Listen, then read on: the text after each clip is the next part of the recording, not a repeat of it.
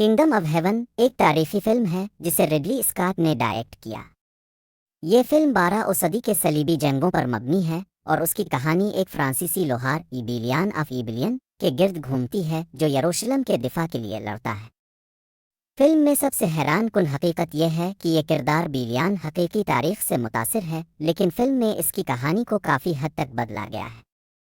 Film में इसे एक नेक दिल, इंसाफ पसंद और अमन का अलंबरदार दिखाया गया है, मुकम्मल तौर पर वैसा नहीं जैसा फिल्म में दिखाया गया। फिल्म की सबसे हैरत अंगेज बात इसका यरूशलेम का मुहासरा है, जो तारीख का एक अहम वाक़या था। मुसलमान सिपा सालार सलाह अल-दीन अयूबी की शख्सियत फिल्म में बड़ी इज्जत व वक़ार से पेश की गई है।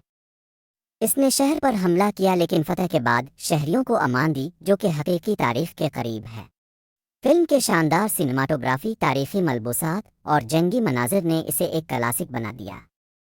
अगरचे कुछ चीज़ें तारीखी लिहाज से तब्दील की गईं, लेकिन मजहबी रवादारी और इंसानियत का पैगाम फिल्म का असल हसन है।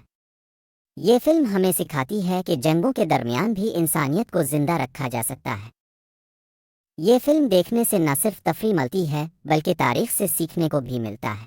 एक और शानदार हकीकत यह है कि फिल्म की शूटिंग के लिए मराकश और स्पेन में असल तारीखी मकामात को जाना गया, जिसने फिल्म को मज़ीद हकीकत से करीब कर दिया।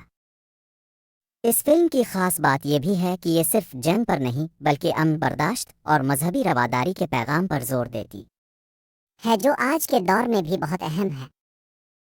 किंगडम ऑफ हेवन एक बसरी और फिक्री शाहकार है जो नाजरीन को माजी की दुनिया ये फिल्म बताती है कि मजहब के नाम पर जंग नहीं होनी चाहिए। असल किंगडम ऑफ हेवन वो जगह है जहां इंसान एक दूसरे को इज्जत दें, चाहे वो किसी भी अकीदे से हो।